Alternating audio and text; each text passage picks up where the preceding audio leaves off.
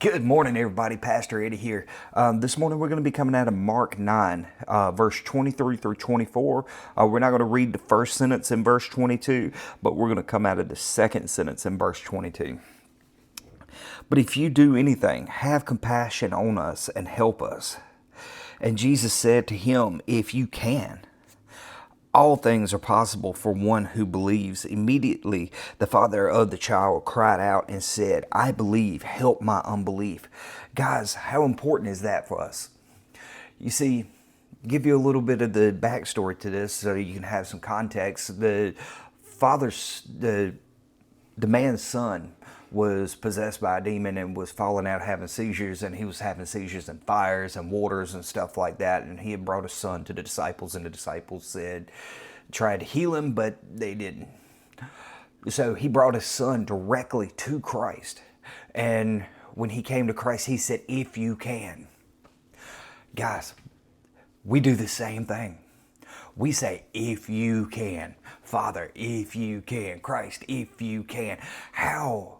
How much unbelief do we have to say, if you can? I've done it. I do it occasionally. I catch myself in the act.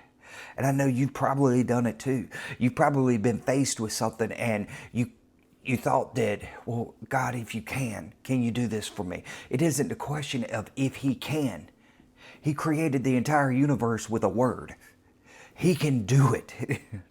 The question is, do you have the faith to follow through with it? Guys, the question should never be if he can.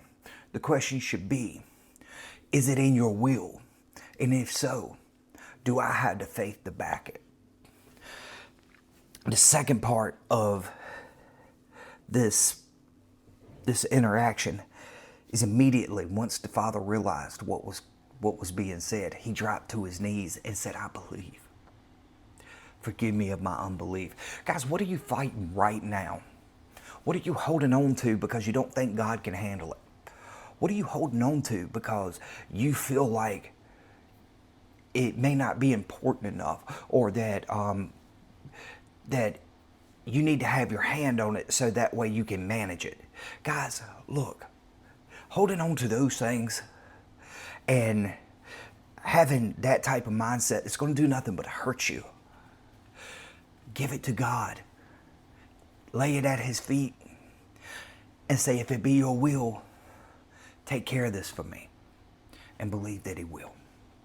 Guys, we need to be asking God for forgiveness of our own unbelief as well. I mean, that's a big thing right there. Because how many times have we questioned him on little things?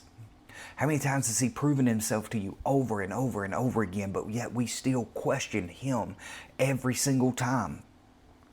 Guys, remind yourself, the question shouldn't be if he can. Of course he can. He's God.